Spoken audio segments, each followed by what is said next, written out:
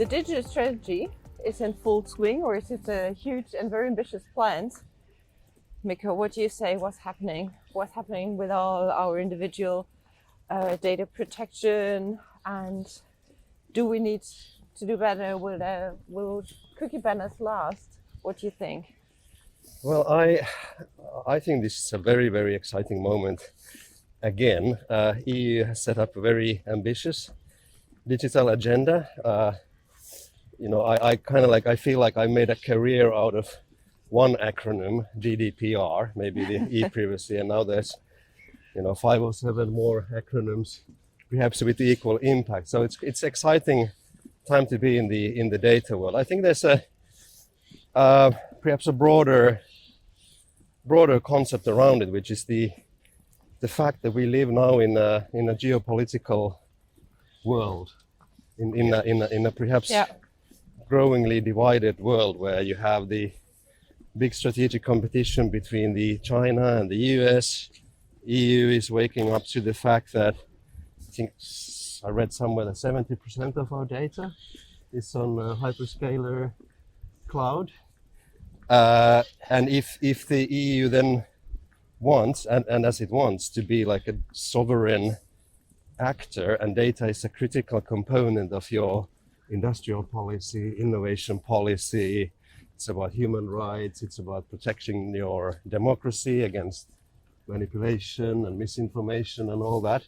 It seems like it's time to act, and I'm kind of excited that EU is acting, but I feel like it's a massive shift, that it's a little bit unsure where everything is going to end up. But I think it's a good time to be working on these topics. So do you think we are at risk of overdoing it in the EU, of overplaying our hand, sort of, it's a common sort of topic these days, right? Is the EU only good for regulating what's happening, and a world in which it will have no say, because all of the advances in AI and the use of data will happen in the US or China? Do you think we're at risk of going too far? I think that risk is always there. I don't think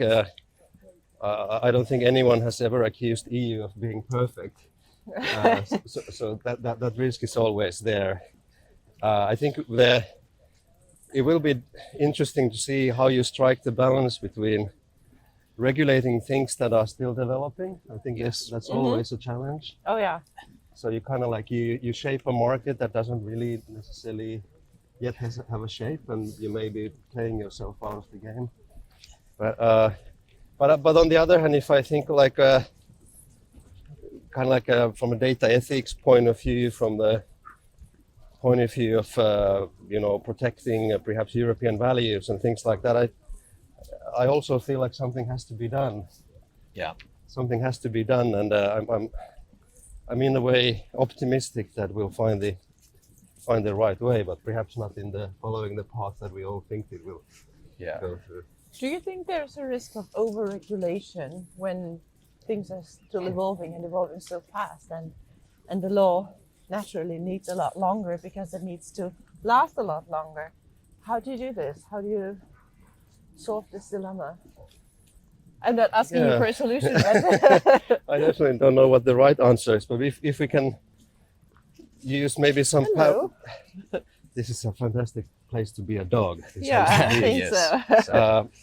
If we think of we'll take a parallel from data protection law. The directive originally was launched in 1995, if I recall correctly.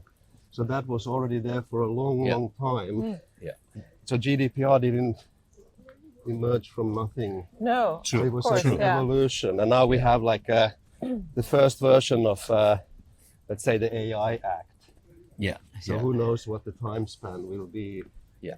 For regulating that, but I think there's very interesting concepts there in this new legislative package on, for example, extending the protections to non-personal data.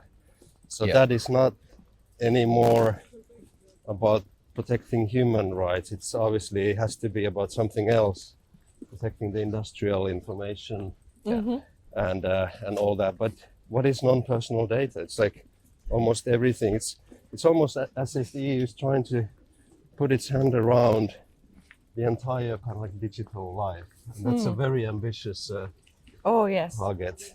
It does make sense because you get to the point where defining personal data gets trickier and trickier, right? And defining what's anonymous, what's pseudonymized, and when Yeah. in the end everything could potentially become a data point that pertains to someone or to That points to someone and can be used for to identify someone. But you're right. The fact that all of the data is protected and in the end it affects society as a whole because you could apply, algorithms and prediction to everything. Yeah. I think it's I don't know. I was in this International Association of Privacy Professionals conference in Brussels 2-3 weeks ago, and Yes. it kind of felt like it was very exciting, and there was real sort of like a feeling that something new is again happening with the with the data regulations, and I think it's really interesting. Just kind of like as a chief privacy officer, I'm thinking like, how am I going to be implementing all of this? And who is going to be? Is it privacy, or what is it? So we are currently looking at this huge beast and trying to understand like how do you turn this into like organizational controls. And This is a very good question, but how do you whose responsibility is it also? Well, it's yours because it's your job, but then this goes a lot deeper. Like how much, we talked about this yesterday briefly, how much ethics can you ask or can you expect from everyone individually, and are they the same standards that you ask for in your company? For example, to developer and engineering level, how do you expect them to understand it all, or how do you provide this information in a useful way to them? Yeah, it's like one of my kind of like mentors once said that if it's not in the code, it doesn't exist. Kind of like in the digital world. So how do you code ethics?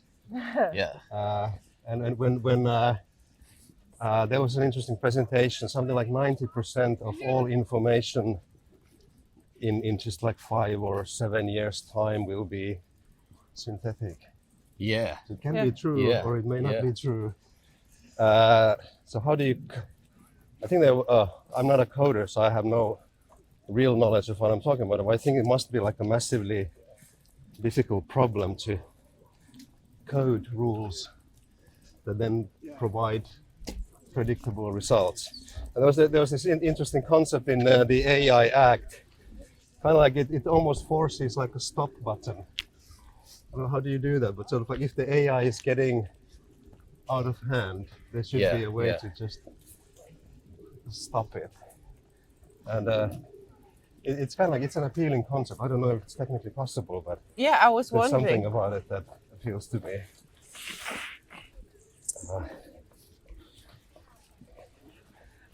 The ethics is really something that I spend a lot of time thinking. Kind of like, how do you do ethics in scale?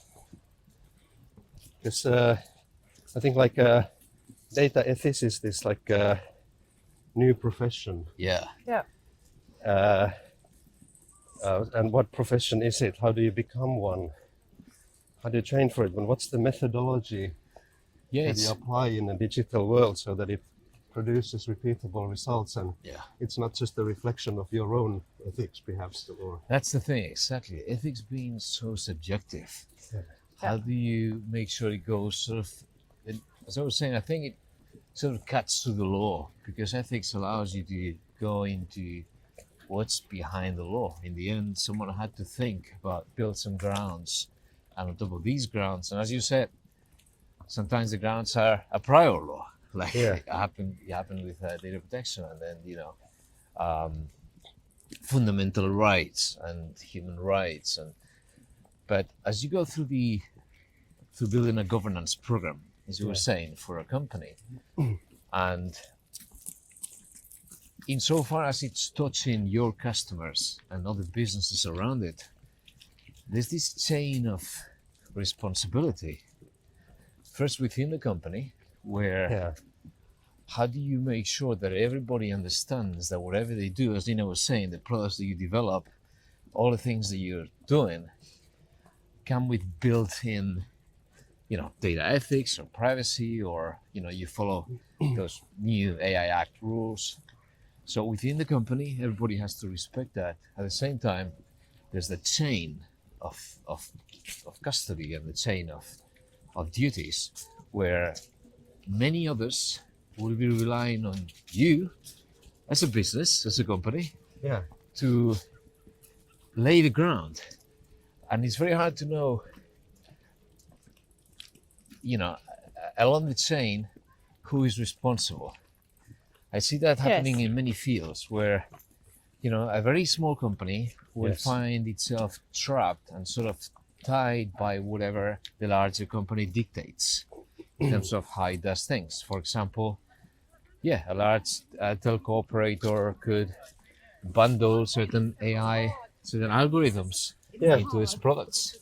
And every little company that uses its products will be using this, leveraging these algorithms, this sort of built-in AI, and so feeding data into them. Yeah, it's kind of like the same problem perhaps as with like code libraries and kind of like how can you be sure what you're putting in your product is healthy. But who is you in that case? Is it the engineer's responsibility? Or are they just coding away without assuming any responsibility for their job? But just they're there to develop the thing, but then the responsibility to apply ethical standards in the product lies with the privacy officer or with the leadership, or is it something that should be part of everyone in the company, which I think should be. But again, I guess it depends on the size of the company. I work in a very large company, so it's things are kind of like quite specialized. But I think there's like a supply chain problem. So you're buying algorithms, perhaps you're buying AI data from somewhere. You have to have a process to somehow detect issues in that data that you're buying. Because if you put it in your product, well, you have a contract with that supplier, but it's your brand on the line anyway. It comes with all its biases. It comes with all the issues into how it was built. And you're responsible now. So I think that we have a process that we call trust by design. And it kind of like emerged from the realization that you have privacy by design, you have secure by design, but more and more you have all kinds of other things that you have to do by design. So that you'll deliver trustworthy products. And somehow I feel like it's a bit of like a process problem. So you have to have this process that brings together the right expertise to advise the product development teams to come up with standards, come up with assessment processes, assurance. And I like to think of these problems often like as an ecosystem problem. So how do you make sure that if you're working on a new ecosystem, for example, how do you make sure that that ecosystem ends up being trustworthy? So some players typically they have like a controlling role in that ecosystem. So in a way, they would have to act responsibly. Let's think of a concept like a network as a platform. So that's an idea that the network actually is like one big computer. And then if you start to create APIs to it, you have to be pretty careful in to whom do you allow access to the information, what information you allow access to. If that central player was not acting responsibly, that whole ecosystem would become quite unstable very quickly. I like that. That's Yeah. very good. Okay, that's a very good point. It's all connected. Exactly. It's not Yeah. isolated companies dealing with, as is with GDPR, where you comply or don't. Yeah, In a world of AI, everybody's contributing to the training, yeah, to then once deploying the algorithm, to applying where others have trained. The original algorithm is bundled with, yes, all the biases, whatever it is that it was built with. But isn't it that a great risk that no one assumes the responsibility anymore because it's not mine? It's something like we've You created trained this. it. So, yes, Well, you used trained it. You Yeah. used it. yeah. I just contributed very little data, whatever.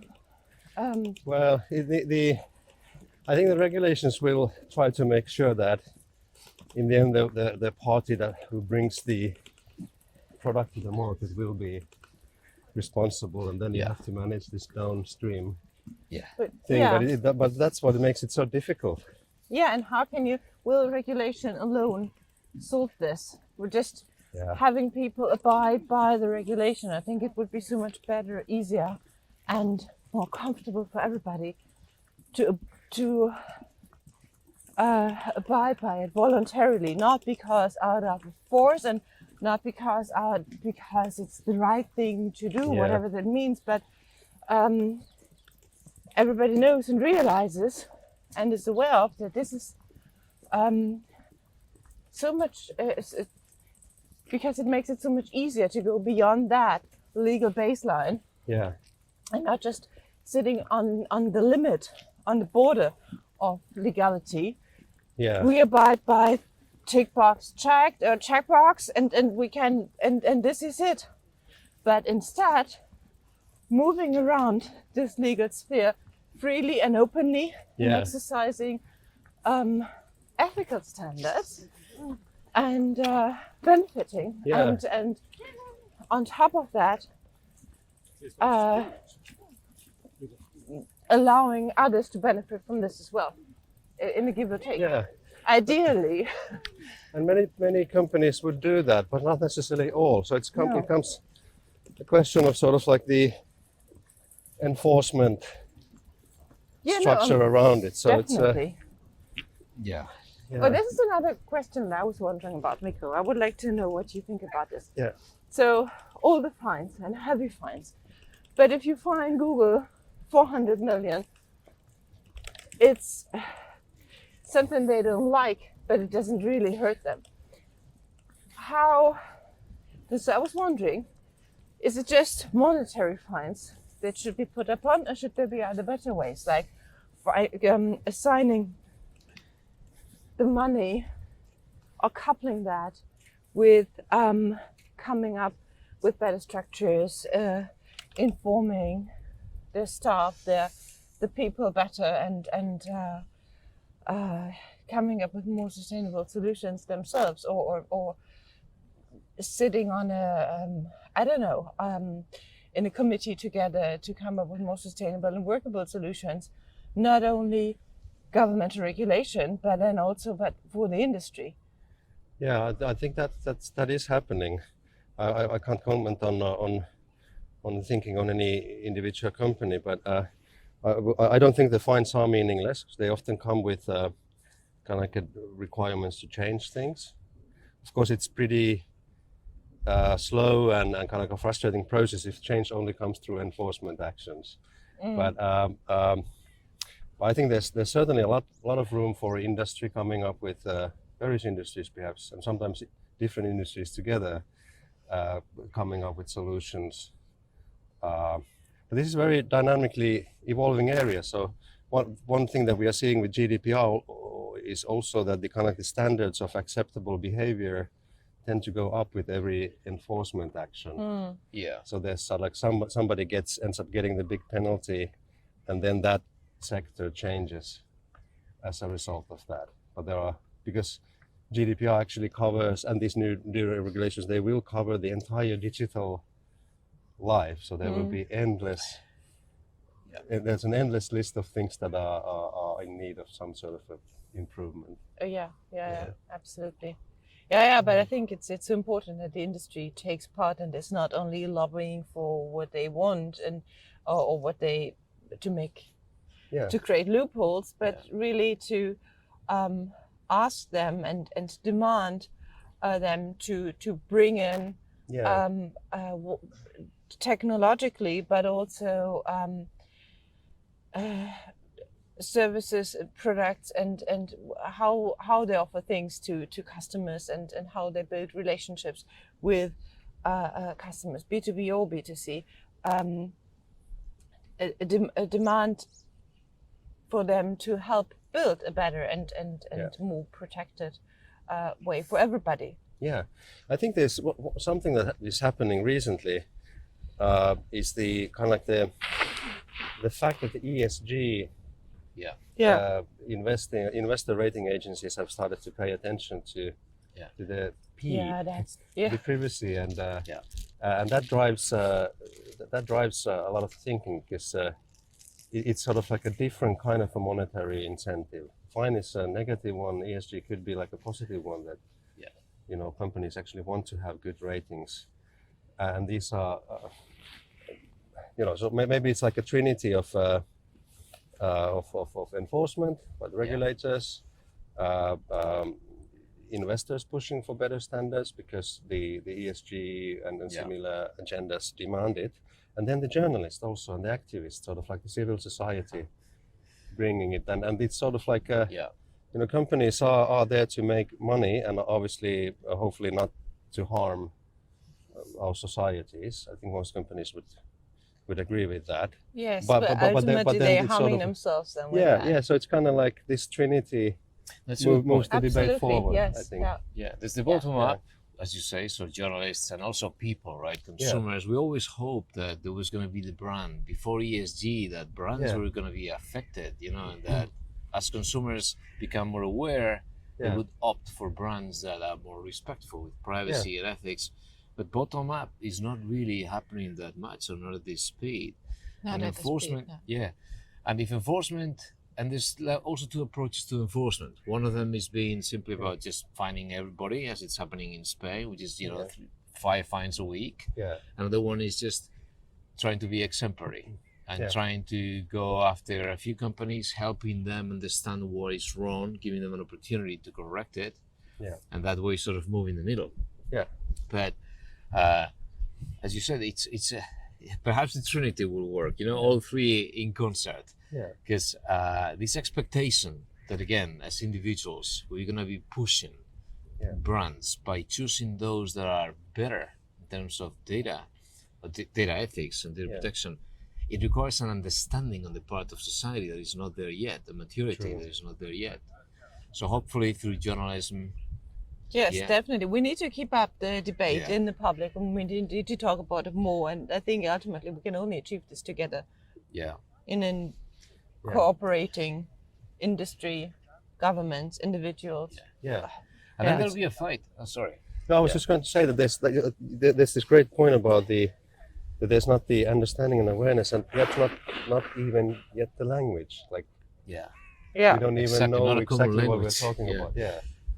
I was thinking also, perhaps your experience within the business, there's also a struggle, because you need to define who's got a right. I mean, within the business, yes, there'll be ESG, and yes, there'll be the brand, and hopefully somebody will be able to advocate for better principles and better management of data. But there's always going to be that trade-off, and within the company, the short term is super important. Everybody's business these days, CFOs rule, and it's all about the quarter. And when the short term is so important and data is so crucial to acquiring new customers, then there's such a push, to just simply collect as much as you can, and in terms of just basic, e-privacy environments, which are such a mess because it doesn't get updated, and so on. So I've been waiting for that. I've been waiting for the privacy.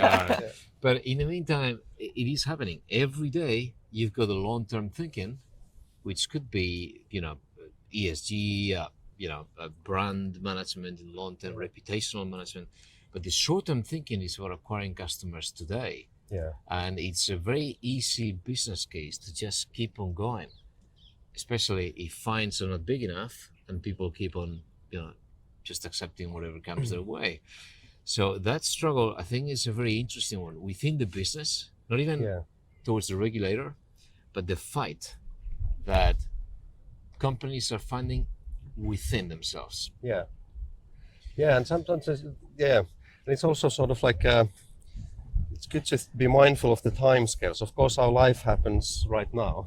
Yeah. And the quarter is a quarter. But the couple of examples which show that things are moving, perhaps not always in a visible way, but sometimes an individual can create a dramatic change. Schrems took Facebook to court two times, and the whole system of international data transfers changed. So individuals actually can. And he was a student when he we was started. a student, and the other thing is that now that EU is talking about this digital sovereignty, so we see actually, and part of the digital sovereignty is that kind of like the government is in control of its data, is able to enforce its own laws. Someone phrased it very nicely that like it's a question of do you want your society to be ruled by terms and conditions of foreign companies or by your own laws? And the politician will obviously choose the other one. So the industry, the cloud industry, others, they are now coming up with these digital sovereignty solutions, like technical ways of ensuring that there's no foreign access, for example, on servers. So it's kind of like, and there's massive investment in these technologies, and some of the biggest brains on the planet are working. It's like, that's an impossible word for me. Cryptography. These people are working on it, but these happen sort of like a little bit behind the scenes and are not necessarily always visible. We tend to focus on big consumer brands because that's what we see the most. But there's a lot happening. Just sometimes not always on a quarterly scale. The time scales are longer. I mean, sovereignty will be super interesting, as it evolves, because it's at the same time we're going global, but we need to be able to process locally, and there'll be edge processing, and that's going to be super interesting. Yeah, and it's kind of like the unfortunate war in Ukraine is just heightened the awareness that we have these strategic assets. And what if someone turns the the gas off? What if someone turns the data off? What happens to our societies? It would not work. Yeah. So there's sort of like that sort of an interest as well. The data is actually critical infrastructure, and you have to protect it, and you have to be in control of it. So that's I think it's super fascinating to be part of it. Great point. Great point. All right. All right. I think it's getting cold here. Exactly. Yeah. That should have finished this talk. Thank you, everybody. That was a great talk and walk. Yeah. We should do this again. Yes, absolutely. I really enjoyed it. We need another layer. Very inspiring.